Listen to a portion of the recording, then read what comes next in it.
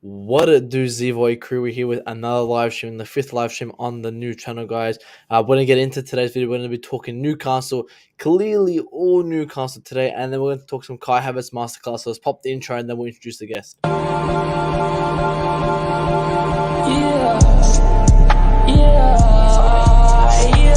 Okay. And we're back, bringing you another live stream here. And today I'm joined with Pasana here today. And big shout out with his own channel. Obviously, his link is in the description below, so go do check him out. Just woke up here as well. But Pasana, how are you, man? I'm good, bro. Thank you. How have you been? All good, all good. I mean, we just saw the game last night. I was very excited from that win. Just tell me, briefly before we dive into it, how are you feeling after that win?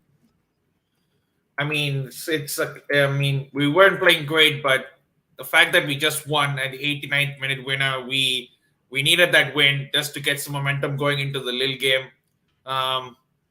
Yeah, it felt great, but some points to ponder about. But yeah, just happy we got the 3 points.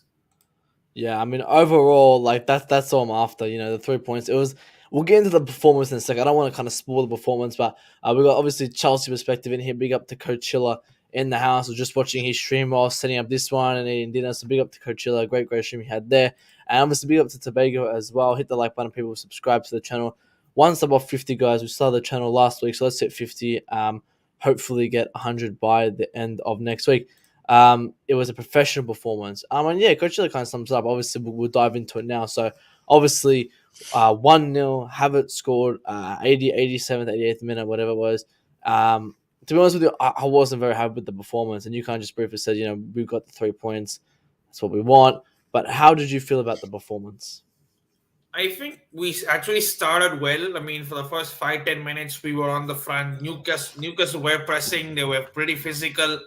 But we actually played through the press in the first 5-10 minutes, and it slowly started to dip a bit. I mean, credit Newcastle, they had a game plan. They knew what they were doing. Eddie Howe, they have been on the resurgence. I mean, I think the last 9 games or something, they've been unbeaten after winning just one in their first 20 or something. They have been on the rise, and they've been playing pretty well. It was always going to be a tough game. Newcastle have always made it tough for us at Stamford Bridge. But I think it was imperative that we had to keep on going till the very end. Newcastle did have 1 or 2 chances, and the fact that we didn't test Dubravka much compared to our previous games, where we at least used to have at least 10 or 11 shots or something, and this time we didn't have that much compared to it. But the goal kind of, I mean, I was watching the women's game earlier, and the way that one ended against Aston Villa. Even that was a scrappy game, and the way Sam Kerr took that goal and the celebration just capped it off. And even this one, Jorginho's ball, man, we have to give credit to him. What a pinpoint ball accuracy, and the way Kai Havertz took it out of the sky, brilliant first touch and a brilliant finish. And that was when finally I was like, yes, finally we've got one, and we can see this game out. I mean, yeah, it was kind of that game. It was as I said, the first 10-15 minutes they did have a lot of pressure on us. And I would say throughout the game, it was very equal. And I did say in the preview on previous channels, I did say that this will be the hardest game until we have West Ham, because as I said, they've been in that massive run. And obviously the keeper, the Beska, wasn't really challenged for us. And we look at the stats now: 8 shots, 3 on target. You kind of said about the basketball. Is this a bit worrying, seeing from these stats again? Because normally we have 17 shots for 14, 4-5 on target. But this time we had barely any shots. And they matched us with the shots. I mean, they had 7 shots, so they kind of had equal shots to us, but we had more possession. So what are your thoughts on the attacking shots? We were very poor yesterday in various parts. I mean, yes, we did play a back 4, and Jorginho was kind of there. He wasn't very creative as such. I mean, Kante was more of kind of the creative guy going forward. Jorginho was more of the guy sitting back. But I don't know what's with Timo Werner, man. I mean, at least you see him sometimes. He at least gives a go. He tries. But yesterday, yes, he did try in parts. But overall, I think he was actually caught more offside than than his actual contribution. I mean, it's just a lack of confidence thing. I mean, um, you cut him some slack because he's not being played consistently. Havertz is the one being played more. ZH, um, he had parts, but overall, I don't think he was that convincing, to be honest. And that's the thing. ZH was coming back after an injury layoff. Werner was he's been playing here and there. Havertz is the only one that actually started. I thought Mount would be played in the front three because that's what Mm. he was actually playing well against Norwich. And but overall, it was, and even taking off Mount for Kovacic, I mean, it made sense because Kovacic came on and actually did well, Yeah. and that's where we started to actually attack more compared to what we did earlier. But yeah, I mean, overall in the context, we won, so it really doesn't matter of too much stats to be fair. But I just hope we play better against Lille and the games going forward because we really need to cement the third spot and close the gap on Liverpool. Yeah, because I'm see, we're not fighting for top four, but we are simmering down a bit in points. But I was speaking to Klasriff, and if you know Klasriff, obviously the big word Yeah, advocate. I'm not. We spoke for a big while on last night's game, and Klausov had the kind of say of that Werner was in a lot of spaces. And I do agree with that. I think Werner got into so many fantastic spaces, but when he got into those spaces, he didn't produce anything with it. And, Klausov said, as I said, Klausov, I'm going to speak bad about him. I'm going to be honest. He is a fantastic player. He is a very, very good player, but unfortunately, he's not 100% at Chelsea. And I use the example on Norwich. He wasn't going in for tackles, but people will say he doesn't want to get injured. But I use the analogy: if you set foot in your car and you drive, you're not going to be thinking, "Shit, I might crash." You're going to focus on that final destination. And these players, when they're going for tackles, their thought is, "I'm going to get the ball, not I'm going to get injured." And Werner was thinking, "I'm going to get injured," and that's why he never went in for those tackles, and it was very, very disappointing on him. I said, but you can't just say you weren't happy with Werner. Where do you see Werner in the next couple of weeks? I really don't know. It's always a sticky thing. I would possibly give him. I would possibly kind of give him two more games because I would give him Lil, given that we are ahead, so we can um, um, kind of mingle around the team. Not too much, but maybe one or two plays here and there. I think Werner could be given Lil. And who do we play next week? Yeah, we play Middlesbrough Middlesbrough.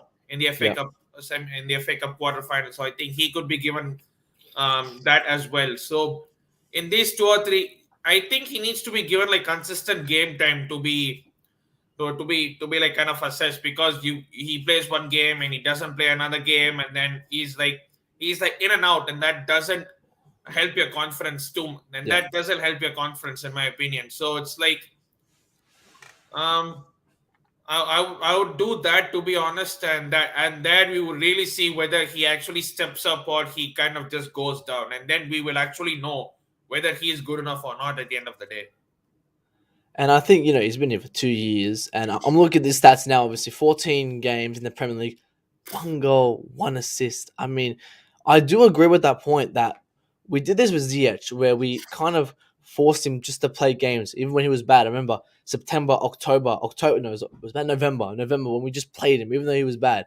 But then hit December, he got good. And that's what we got to start doing with possibly Werner. I mean, for me, I think Werner's finished. I think hit August, I think if we don't have a suitable option for him, we'll keep him. It's all right. But if we've got some other people coming in, he's the first one to go out. So I would give him that time in a sense. I'm not saying that's not an excuse. It's to say the realistic standpoint. He's here to August. We'll give him some more time.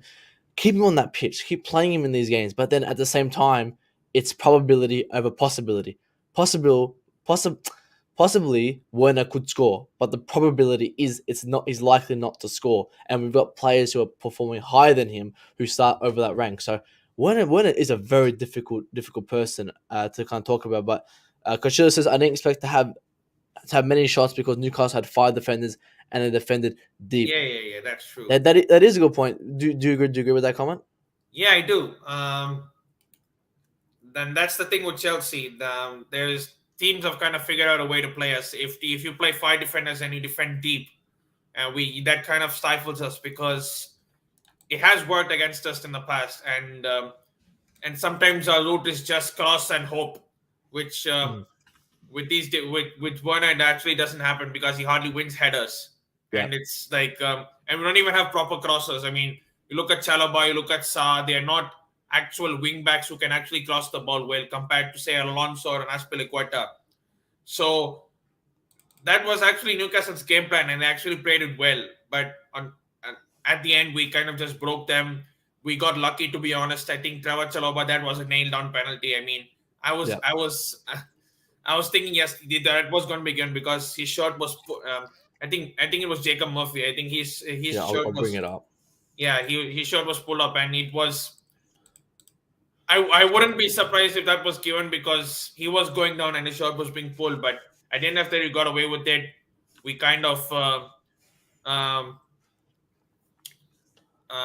we stuck in there. We had to get the result. We just got it done. And Tuchel's celebration at the end kind of just said everything you needed to see what Hmm. is just going around the club at this point of time, and the fact that we are still grinding out results just shows that the players are just the manager is focused on the now, then the game, next game after next game, and then Yeah. we'll see the rest of that later. And obviously the penalty is a actually we'll get in the penalties in a second. We're gonna have a whole subject on it, so I'll bring that up back later. But yeah, and I obviously adding to Coach's point, they had five defenders. Yeah, I mean they played, was it a 4-4-1? I think I just had it up. I don't remember what it was. 5-5-4-1. So agreed. We could say that point that yes, we didn't really score that much because they had four up there. So we'll give them the benefit of the doubt. Then obviously, as you said, we don't cross as much because number one is there. But I remember as soon as Lukaku came on, there was 3-4 crosses that we just inshallah and we went there. But I did say on Gem's channel before, and people roast me for this. I said we're going to be playing too defensively, and we did. We had no wing back covers for our midfield. That's why we didn't get any opportunities and any free space, for the attackers to attack.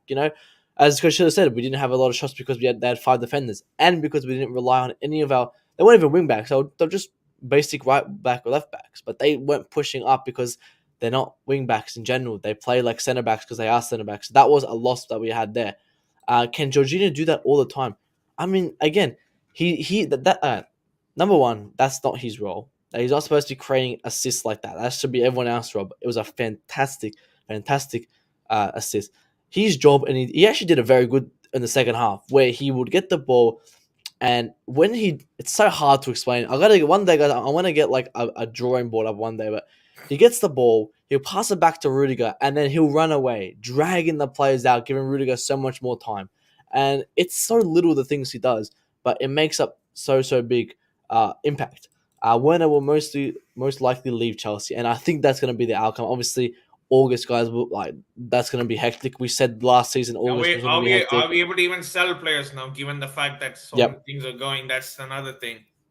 Yeah, that's another as well. Yeah, I mean, I think we can because we have to have an owner in before deadline day, before the Yeah. 31st. So hopefully that happens there. But yeah, obviously I want to get. Let me see if to be fair, he's not created. If he leaves, let's get Dembele. Dembele will be a decent shout. We're gonna get into some more transfers in the future streams. I'll read coaches in a second. I just want to get your thoughts on Jorginho's performance. Like, how did you rate Jorginho in that game? I mean, he played well. I mean, there were some points in the game in games where you see him do ping the long ball, and he actually Yep. does it well. But um sometimes he just does that, but the attackers or the wing backs are nowhere to be seen. And Mm, yeah, but yesterday he did that to perfection. I mean, and that's probably one of the reasons why sometimes he does have trust issues, saying that no one's getting there, so might as well just pass back shit. and might as well just pass back and Yep. just keep it safe and simple because he does control the midfield in that way. But yesterday he had to do that. He had no other option, but he did that to perfection. Havertz, that silky touch, that finish. Yep. But Jorginho overall, I think he does have to do that a bit more. Yeah, you might Yep. not say the players may not get that, but you they say persistence pays off. Eventually, one or two players are going to get at the end of your balls because he does ping in good balls over the top, and they're actually pinpoint, which sometimes players don't notice. And that's the thing. We need to anticipate. We have to be kind of proactive instead of reactive.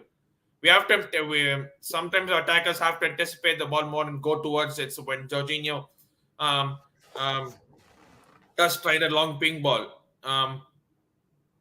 just one example of it. Liverpool when they played against us, Mane he gives the ball to Alexander Arnold, just one hand up. Arnold Trent sees him and just puts one pass on him. He didn't get the proper header, but you saw that, and that's what Chelsea need to be doing a bit more with Yeah. Jorginho, in my opinion. I think even in general, like we need to get some more balls going. I mean, Ziyech does it a lot. Yeah, Even Alonso does it some decent times. Rudiger does it a lot, but we never gonna get the final pass. And sometimes when it's on that pitch, there. Big up to Gem. Obviously, Gem. What happened to too much attacking, too many defenders, and I was right with the part where I just said literally 2 3 minutes ago. I said that we were too defensive in the sense that we didn't have any wingbacks to go up and wide, create more space, create more room. And our midfield wasn't shaky, but it wasn't strong. Like we didn't have it was in turnovers the too middle, quickly pretty like we normally average did. kind of thing. And I think when Kovacic came on, we saw much better. Like it was more fast paced, and that's what he does. Like we know that. Like we don't, you don't need to tell a professional to know that. This guy sounds like J5 defender. We're all J5 defenders here, Gem. I'm a big J. Obviously, I think J5 is a register role. A very very important role. We just spoke about him. I want to repeat myself that half, he wasn't the first half. He was okay. It wasn't. I think no one had a good first half. Second half, he wasn't that bad. You could see how many tackles he was going in for, how many great quick passes he goes for, how much space he creates, and the limited space he had, he creates it so much. And just people don't understand it. They don't understand it. I mean, I haven't watched Chelsea. I think the last game and a couple since Jorginho's played because he didn't start the other game. So it's been a while since I've watched Jorginho fully, and watching him fully this game for full 90 minutes just show me how good he is in the squad. We can do without him. He doesn't need to be in the squad. Like he can go, it's all right. But he is a fantastic player. Still for that one. Obviously we'll switch back over to one, and then we're gonna get up the red cards with penalties. We'll just finish the kind of game review. We are judging Werner on eye test alone. Statistically, he's been one of our best players in terms of goal contributions. I mean, we had the start up here. I mean, like I, I mean, when he's on the pitch, like we do get some like wins when he's on that pitch. Like let's see, one like he's done here for 4 or 5 minutes. There's still nothing, but I don't think he's a very important. Like we don't need him in the team. Like we need players that we need to kind of not rely on, but perform. Like we can take Werner out. He's it doesn't matter. He's not going to make a difference. He's in. Doesn't matter. He's not going to make a difference. He was average, mate. Other than that ball, he made below average. That Gem says, He Gem. was. I I mean, mean, we see actually Pulisic being played there, and he's actually doing well in that position. Instead of, I mean, I actually want to see Pulisic more in the front role than him being played as a wing back per mm, se.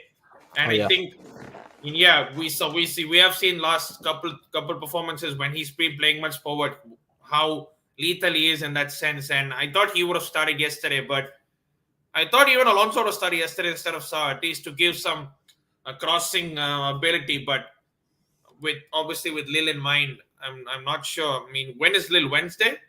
yeah. Well, for you, Wednesday, yeah, Wednesday, and then Saturday is Middlesbrough, and then there's the international break. So yeah. to say, but I think I think the same team won't play at Lille. I think we'll probably. What happened to Aspi? Is he still injured, or what's the I think situation SP's with him? sick. Yeah, he's sick. I don't think he'll be back. I'm not. What I've heard, I don't think he'll be back till after international break.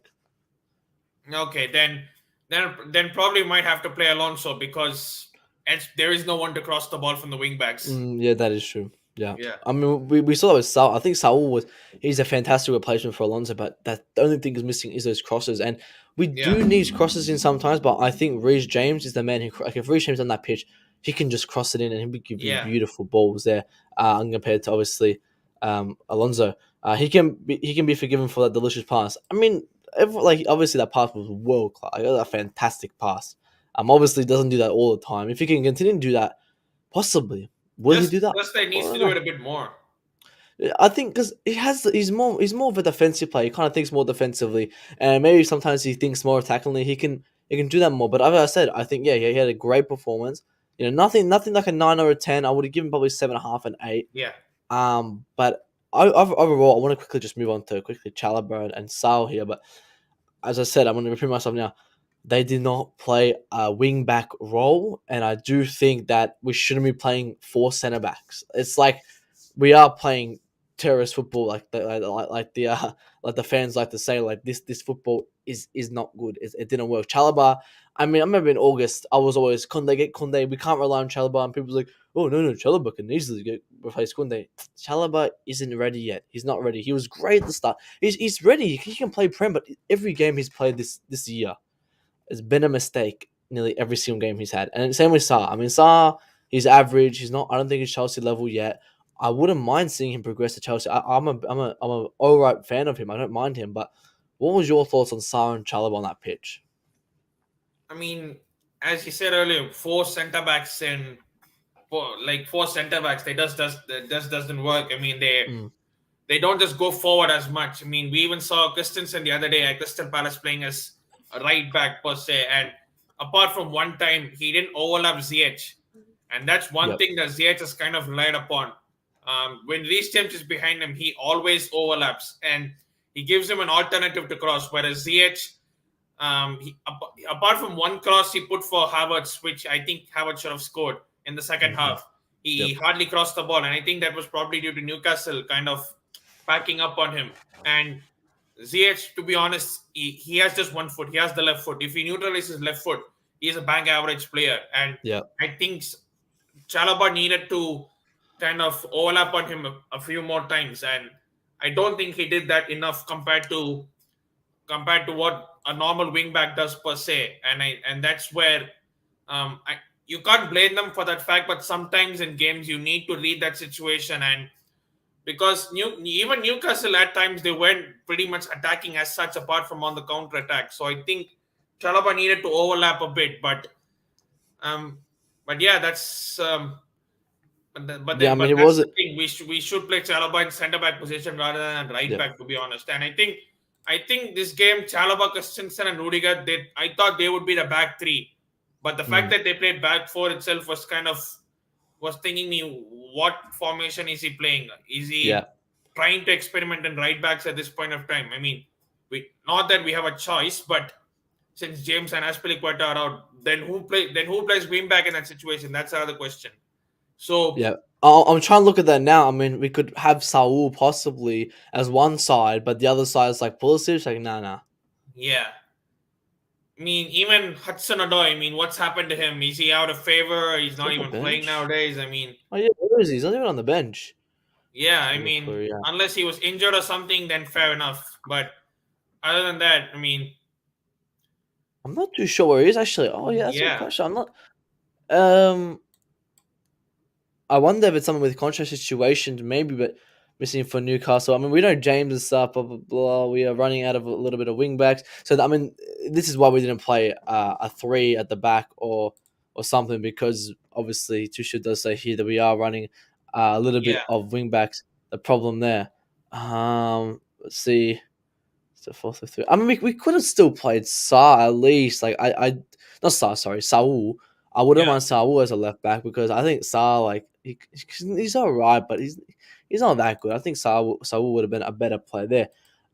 You could argue that Jorginho's been quite unlucky in terms. Yeah, I mean, I don't exactly. think that. I think I don't like to use that as an argument too much, but under Sari, he like the amount of times that people didn't finish, and even now, like Yeah, he does a lot of goal contributions, but doesn't get noticed. So I like to use that obviously that argument, but people don't take into account that argument. But then they'll use the same one for Werner, so it doesn't work for that one. I don't think Cho's fully fit. What do yeah, you think of okay, Cho, then man? yeah, Like, but what do you think of him? Like, I mean, I think again alone or something. But what do you stand on that? I mean, given the amount of players we have, I think um, unless an injury cut, I mean, he's not consistent in terms of even game time. I mean, even the chances he's had, he has not been that consistent. You see, one game he plays well, one game he doesn't play well, one game he just cannot cross to save his life, one game he's just too selfish. And Yeah. I get that with a kid. With I mean, how old is he? I mean, we've been saying a kid for God knows how long. 21.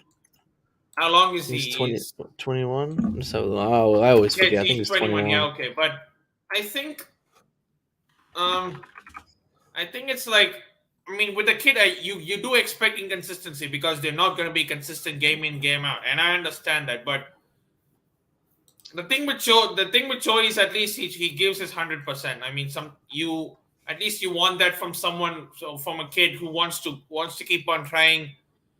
Um, I think it's best that we do loan him out next season so that he does get enough game time and he comes back a better player. That's what I think.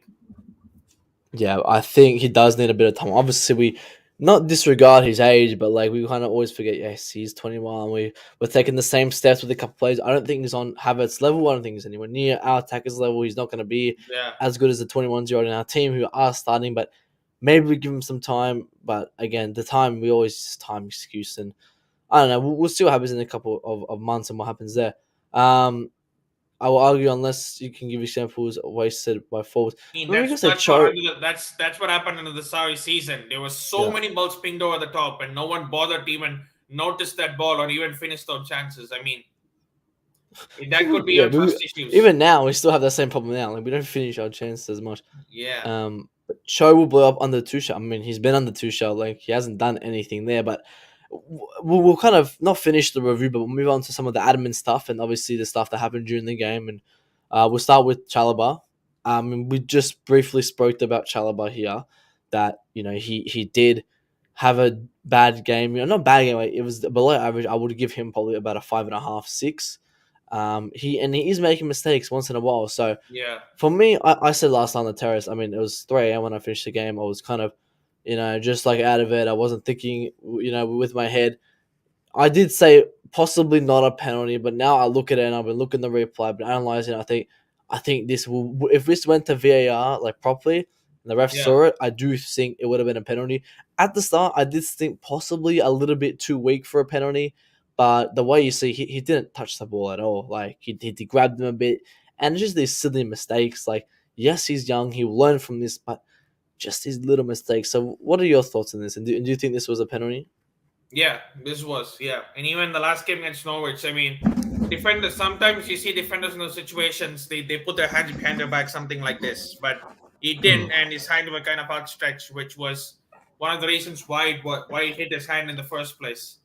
Yeah. And that's the thing with youngsters. I mean, like, they're not going to be perfect every single time. They are going to have their mistakes in them. They will learn from them. It's all a part of the learning curve. Hmm. No one, no, I mean, you don't see pretty much any youngster like the finished product nowadays. They are going to have some mistakes in them, and I think he will learn from this. And that's the thing. He got away with it, but he definitely should be looking at it, thinking, okay, I got away with this one. I should cut out the mistakes, because at least if he just allowed Murphy to go on and he just went down like that, there would not have been a penalty, because he would have maybe gone out too soft. But the fact that he grabbed his shirt, you are giving you're giving them a chance to you're giving them an option of giving the penalty, which you should not at any point of time. Mm. And I Yeah, he mean, will obviously, learn here then. Yeah, it was backing up. Yeah, he will. Yeah.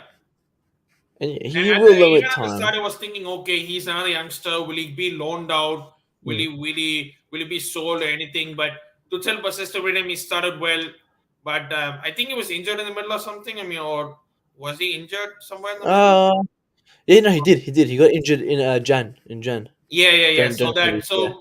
when a kid gets when someone gets injured when you're playing games, that is really gonna stunt their growth a bit. And he is coming back. He's playing well. Sometimes he does some mistakes, and it's a bit here and there. But you do expect that with a from an academy graduate who is Yeah. just coming up through the ranks. And I think he will learn. And I just hope we can keep him for a long time and not just kind of loan him out. But yeah, I think one thing I learned from Chalobah last night was that he is actually very weak physically. I think he lost a lot of one on ones, and this instant as well that he still didn't win the ball. Like he took him down, and he still didn't win it. So I do think Chalobah needs to put on a bit of more weight, get a bit more physically.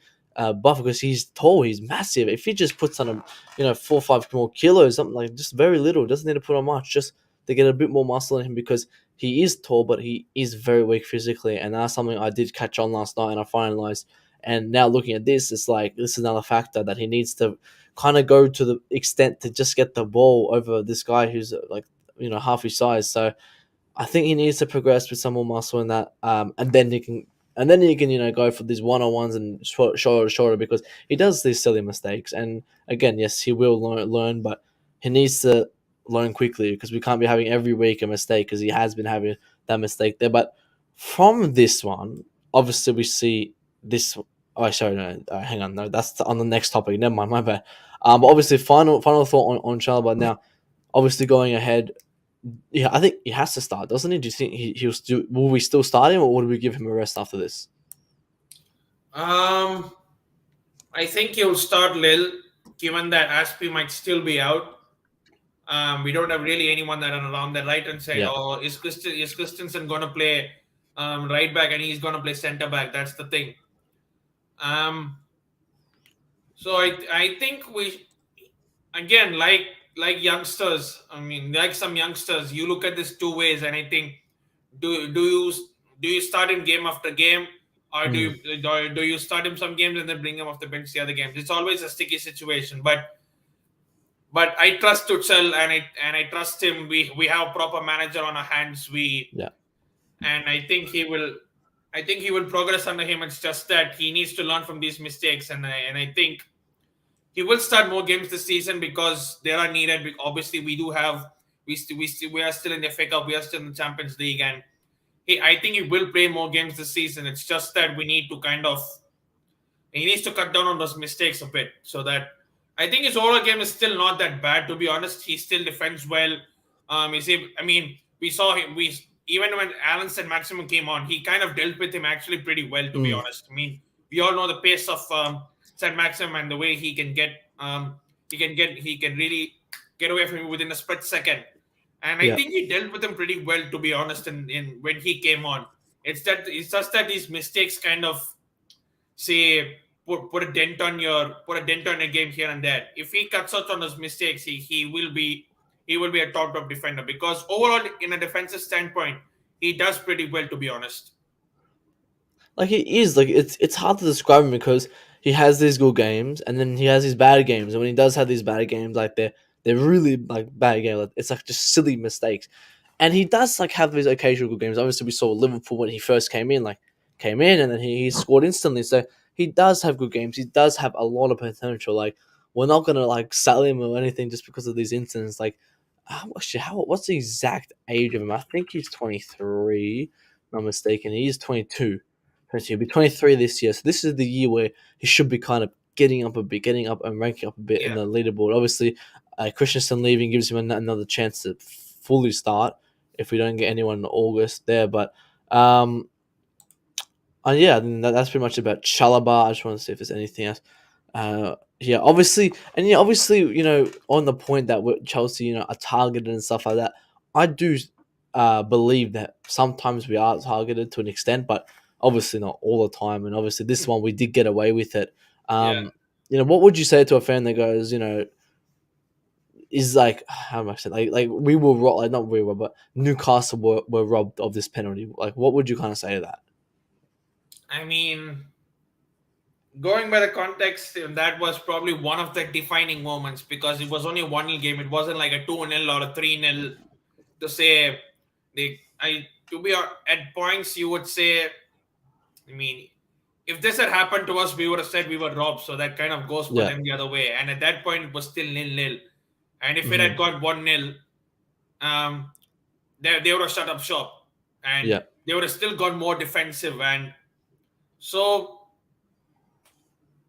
you could say they were robbed to an extent, but it was only that one decision. Though they were saying, "Oh, Havertz elbow on Burns." I don't think that was a deliberate elbow. I mean, you're just getting up, and that momentum just takes just kind of like say puts your arm towards the player's face. I don't think it's a deliberate handball elbow per se. I mean, Mm. probably this decision, yes, it was a penalty. Yes, Newcastle could have scored 1-0 and they would have shut up shop. But yeah, it is what it is. It happens to all teams, and who can say I it mean, hasn't happened to us?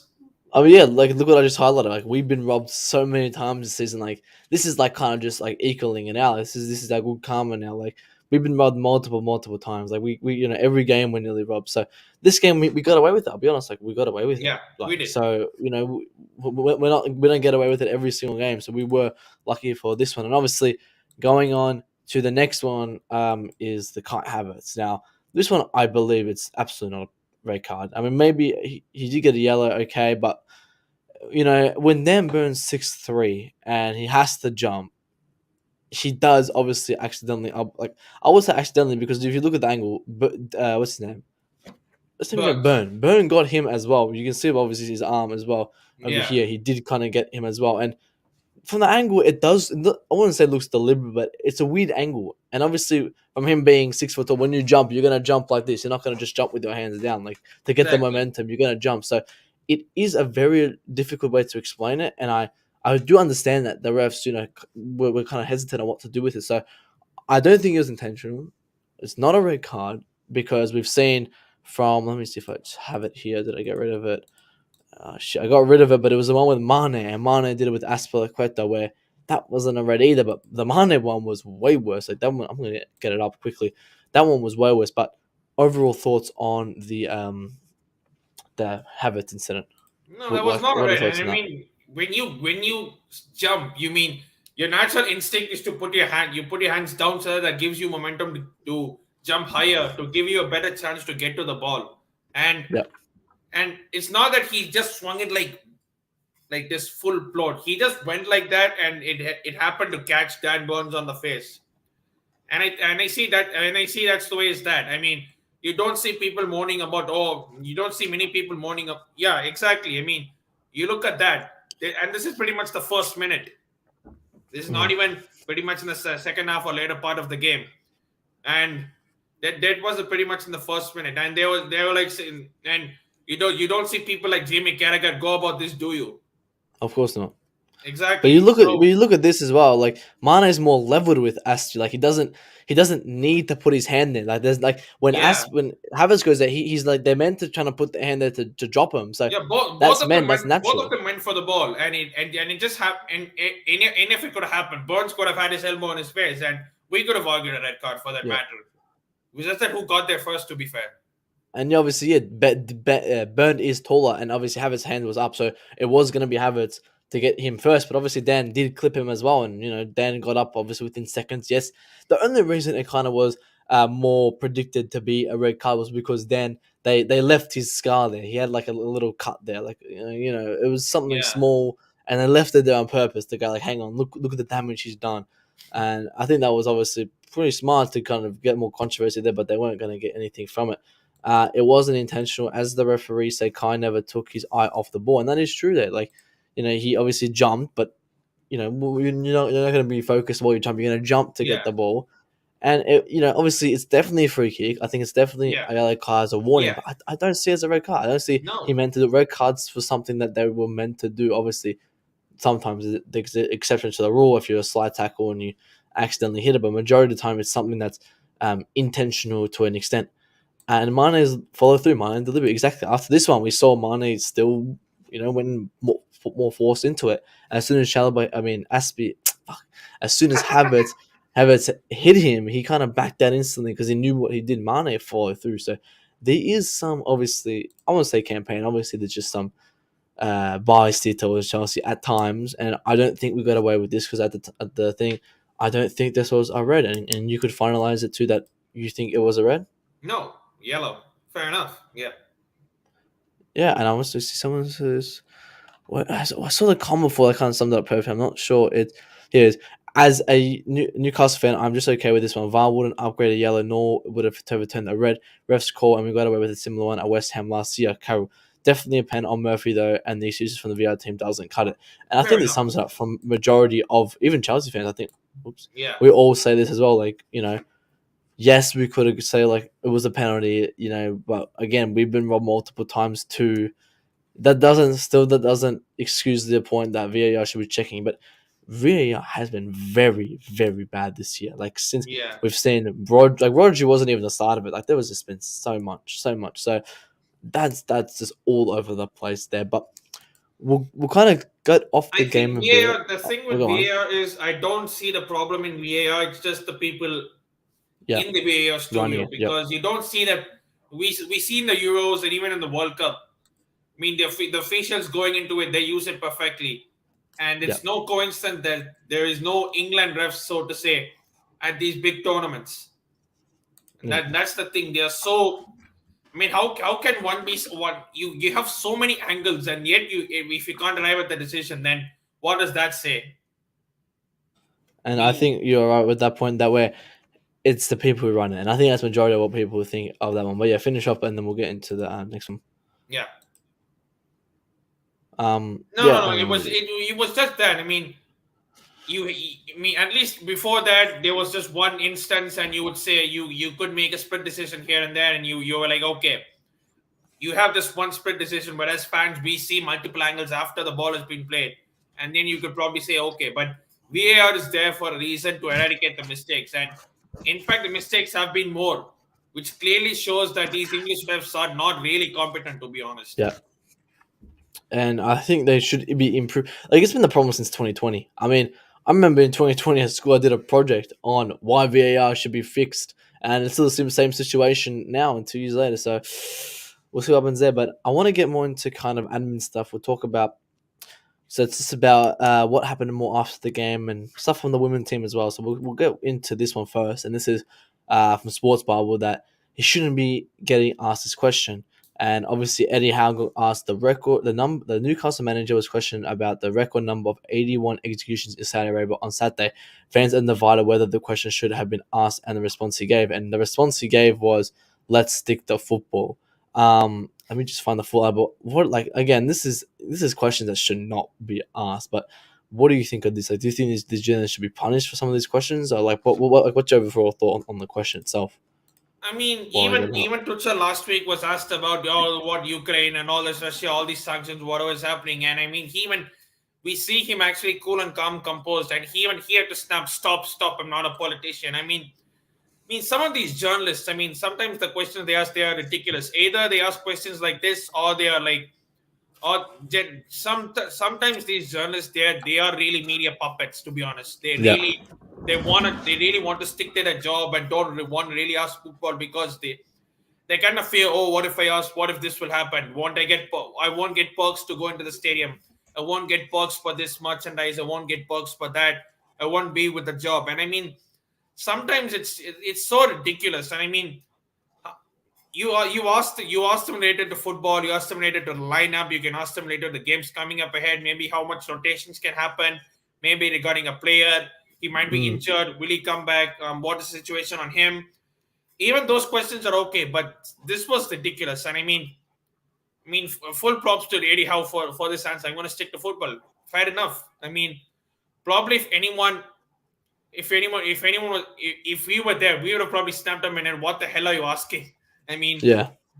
and This is something that journalists should be like reporting on his own credit source. Like he yeah, doesn't like he should be writing an article on that on his own article, not telling this manager what his thoughts about it. Like he should be going to the news station and be like, "This is what happened there," and because it is exactly. obviously it's a bad decision. But we're talking football here. In a sense, it's like obviously the differentiation between football and this politics. Like we and as you said, obviously two shows question stick to football. We're talking about injuries, this, that. Let's not. Number one, obviously, with the sanctions in the first place, like, okay, I'm all for, you sanction Roman. Obviously, I don't think he should be sanctioned, but you do it, all right. But let's keep the consistency. Let's sanction Newcastle. Let's sanction this. Let's sanction them. Let's sanction, all these other ones. And I don't understand why the Premier League has the bias towards us. And then it's like fans can't go to games. It's like what?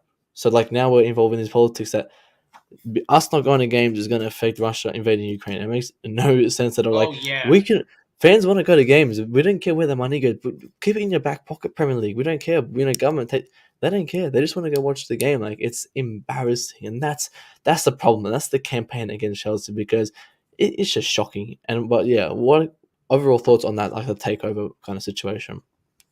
I mean, see, every billionaire who gets there is not an honest billionaire. You don't be honest and you be a billionaire. No, never. You have done Mm, something shady. You put down certain people to get there. I mean, even if you work hard for like 10 or 20 years, you might see a million at best. yeah. You're never seeing a billion unless you do some shady stuff. And I mean, see, at the time when Abramovich brought Chelsea, he did have direct links to put in at that point of time, but the Premier League was apparently okay at that point of time. But now he distanced himself from the country, and just because he had relations with Putin 2 decades back, you're gonna sanction him now for that? I mean, come on. And the thing is, I mean, in the repercussions, apparently no fans, no in the club, no much, no, the club cannot make any sale, and even like the cap on away travel. I mean, what the hell is that? Are we not? I mean, are we not supposed to travel to Champions League games to play? And I mean, these were all complete. I mean, even hearings that Chelsea's bank accounts were frozen, and I mean, this is just taking it to a new level. And fans, and and I did post this on Instagram saying that this is mixing sports and politics going on to a new level altogether. And fans were apparently like, "Oh, this guy's is Putin's puppet, and is this more important than people's lives?" And I'm like, really? Like, how is that related to say Chelsea having a cap on away travel or no club merchandise, Mm. no merchandise to be sold, no fans at the stadium? And I mean, how does that even make sense? I mean, I just hope that we see out till the end of the season, and then whatever happens will happen. I'm just gonna stop here. I'm gonna say something very political here. That to the point, where I'm on the own channel, like I said, is that this war between Russia and Ukraine is the most stupidest war I've ever seen in my life, and Yes, I've only been here yes, for 18 years because we've seen this war. That there's not just one war going on in this world. There's Somalia, Ethiopia, the biggest one, Palestine, Israel, like yeah. Pakistan, India. Like there's these wars everywhere. People don't understand the war everywhere, but because they're in Europe. That's the only reason why the government is doing this, and because of the media presence. When the media starts posting Ukraine this, Ukraine that, the updates. Like I look at my Twitter and I get like I have my Twitter here and it's like update notes on Ukraine. Like I don't want to be focused on that. Like obviously us people in the UK are living their different lives. Entertainment for them is watching their football. Exactly. Unfortunately for them, and it's bad to say, but it's the truth. They're not in Ukraine. They're not suffering. It's not their problem that they got to stop watching what they love over something that doesn't involve them.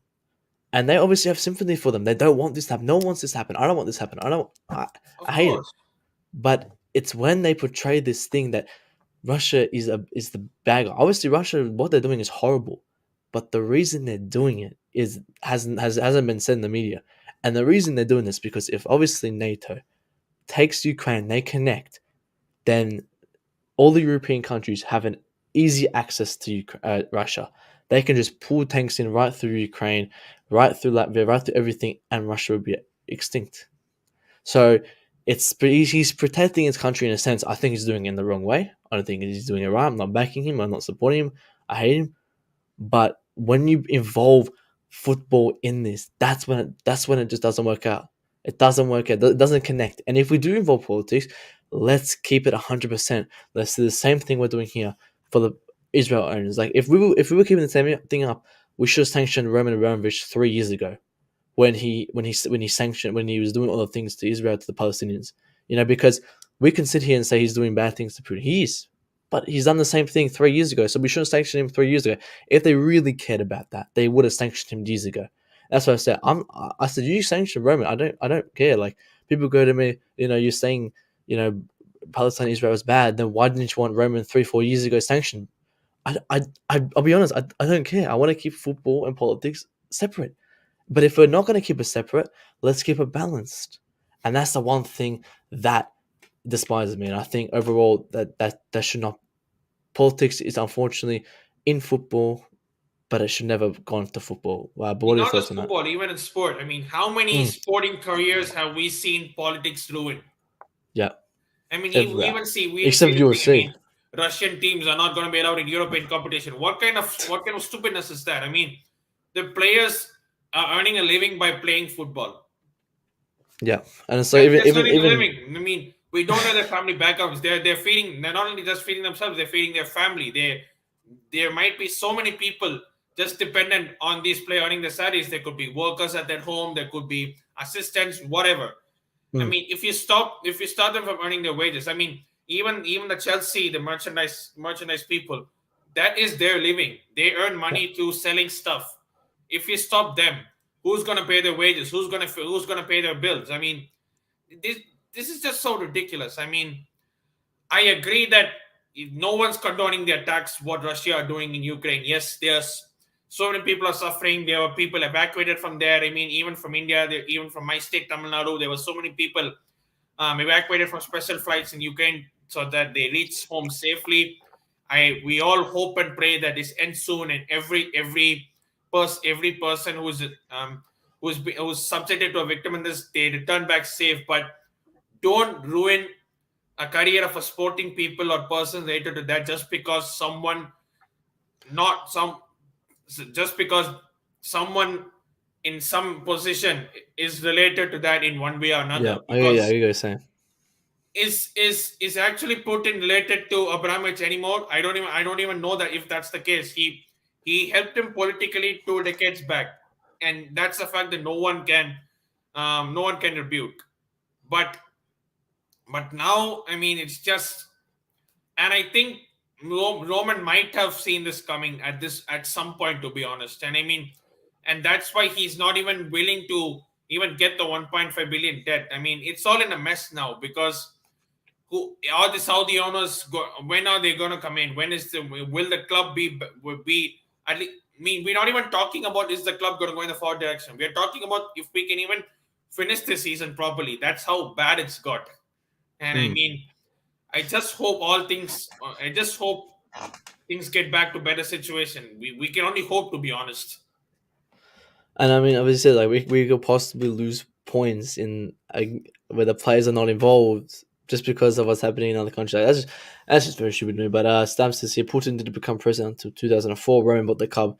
So like, if he wasn't, oh my god, like again, the stupidity. Like he didn't buy it because of Putin. This and that. Like people say, Ukraine is a NATO issue, and that's the reason why they're in this situation. And Israel is backed by the West, and I agree, and that's why they're not being sanctioned. And if we're going to keep the same politics in football, then sanction him. Don't sanction. I don't want him sanctioned. Like even though I don't like the Israeli government, I hate the Israeli government.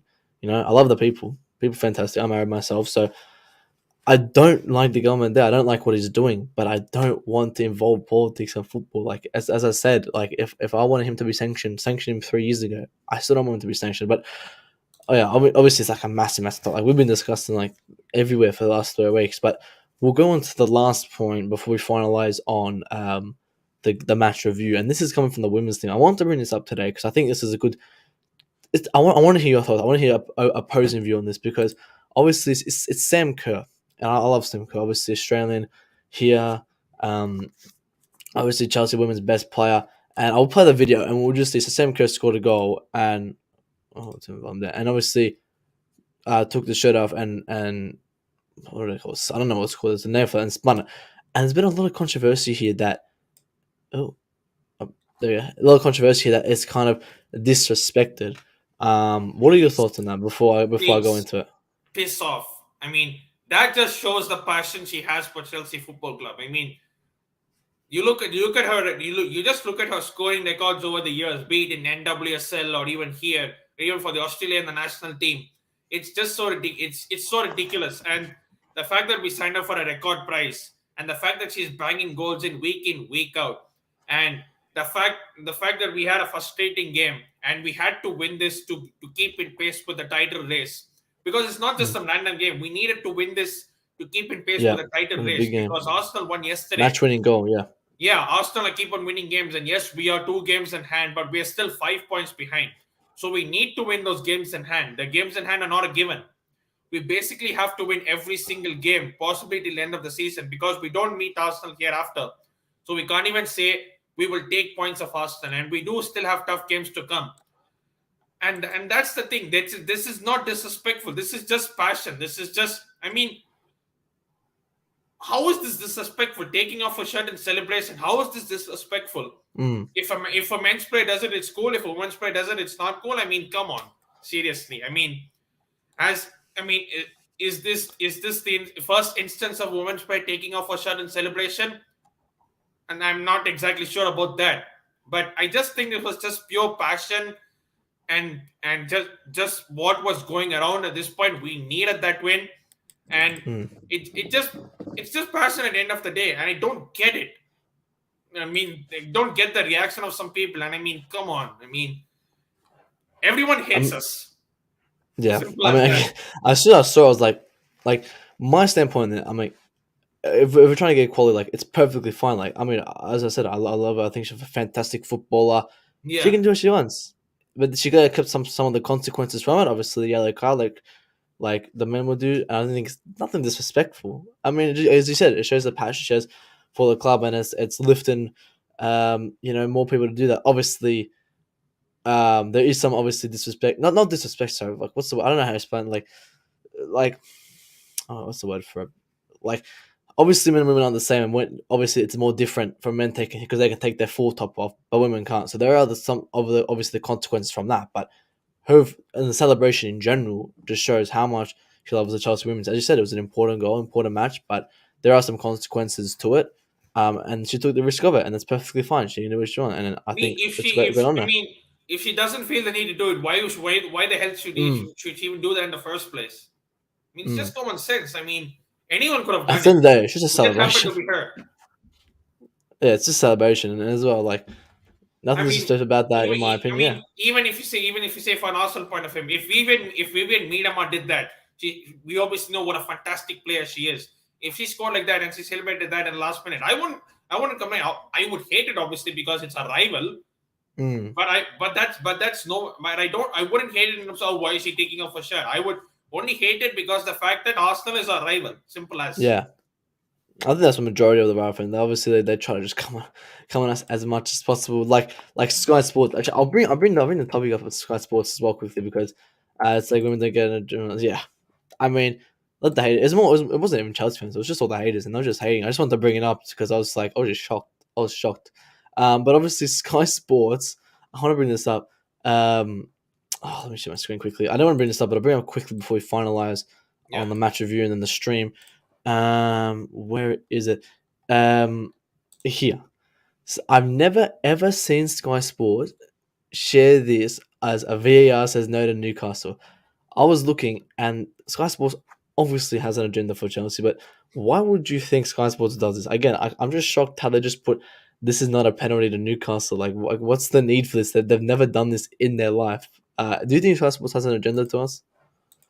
I don't know. I mean, when you keep on looking at things like these, you start to think, do they really have something against us? I mean, you look at the previous Insta posts, you look at so many Insta posts. Where is the other VAR no Yeah, look, I'm penalty? scrolling down to try and find it. It's not here. Yeah, is there Nothing to see. anything else? Please, people in the comment section or even those who are seeing live, please let us know if Sky Sports has ever done this. I mean, wait, go up. I think it's good. Just go up a bit.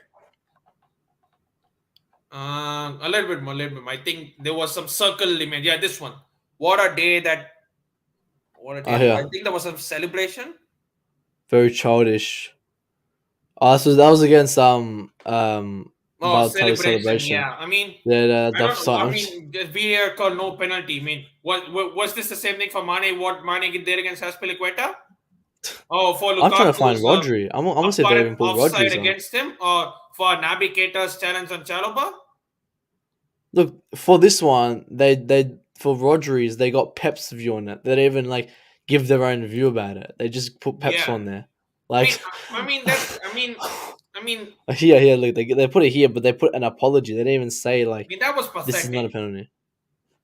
That was pathetic. I mean, the apology for that was pathetic. But there was no VAR. No VAR didn't give a penalty for this one. Yeah, you Yeah, no, look at that. exactly. Then look over here. Nothing. Look as well No here. offside. No Navigator's foul. Liverpool celebrations. If this was Liverpool player doing the same thing, would they have put that? No. And here they're bagging Kepa for the sub. But yeah, they don't put. There's no Cater. There's no Mane. There's no nothing No, here. there's So nothing. like just from like here. Oh yeah, they did it here. obviously on me, but we just saw before how much they had Manchester City. Even what's his name, Mitchell Richards, even though he was a former City player, they do always have the look. It's just City.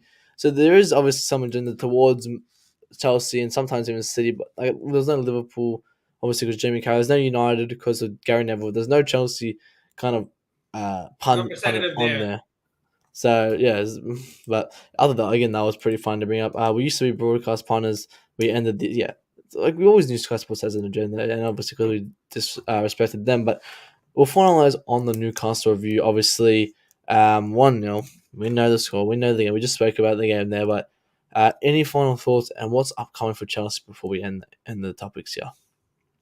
Not a great performance, but we won the game. 3 points. That's all what's important. We needed that momentum going into the next game. Kai Havertz is showing that he is stepping up in that striker's position. Mm, He's delivering game after game. I think we should persist with Havertz in that position. I think against Lille we could probably do it, maybe say one or two changes from that game because we don't want to disturb the flow. And there is just 2 games before the international break, so that and this I we should see off the Lille game, go through to the next stage, go to the quarterfinals.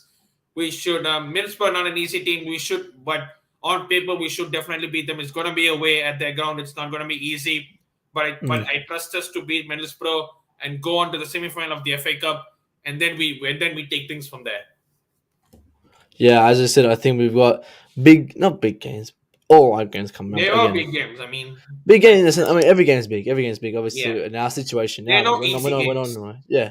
Obviously, we have to beat Middlesbrough again, the FA Cup. And that's next. Oh no, wait, we've got Lille first, then Lille first, Middlesbrough, Middlesbrough then next Saturday, Middlesbrough. and then it's the international break until April 2nd. International break. I can't believe with international break, but Yeah, yeah, as I said, not the best performance. We get the 3 points. All that matters. Who cares? Let's move on. But obviously, we didn't really speak about Kai Havertz that much actually. yeah. But I think he was obviously a fantastic like performance out here last night. He's coming up. He's coming into his prime. Not. I'll say this about him before we end quickly. That I think this is a great start for him. He's still rising. I don't think he's anywhere near the top. He's still got a lot to go. He has to keep this consistency up though. We saw this last season. Remember, hit September. He plays for 3-4 months, and then we come back April, and he's shit again. So I want him to keep it up, keep giving the consistency, and then we can fully trust him there. Stav grew up in Middlesbrough, losing not an option. Yeah, no, we can't be losing Well, now. losing I'm won't gonna be do an a proof option for that one. either way. Whether you're born anywhere, losing is not an option for anyone. Facts. We can't be losing to Middlesbrough, and obviously I'm gonna have a preview for that. We'll discuss the Middlesbrough and all that there, but yeah.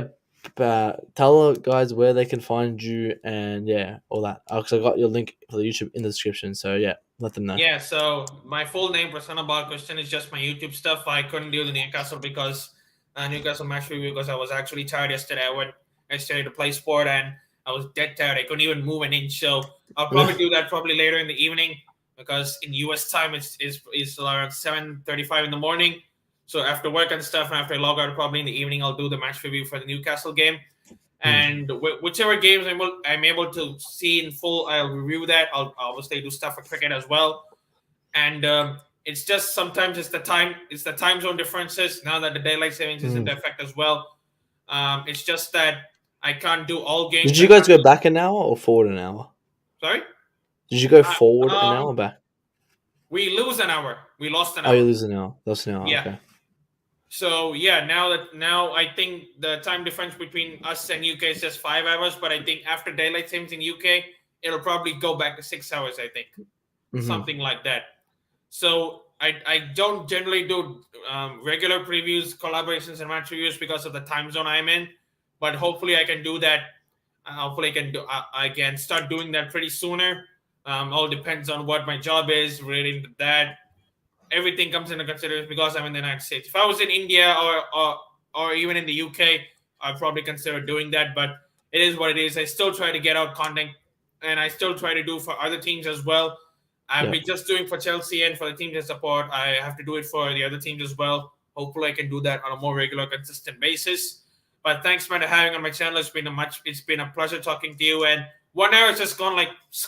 I know. Well, It went Yeah. so fast. It went so quick. But yeah, we got through it quick. But also, guys, did make sure I didn't say this throughout the stream. I mean, guys, like, comment, subscribe, share the stream. We've had a consistency 5, 6 people in here throughout the stream. So thank you for that, guys. So obviously, do go check out Pasana's channel in the description below. Prime, obviously, Prime always joins late here.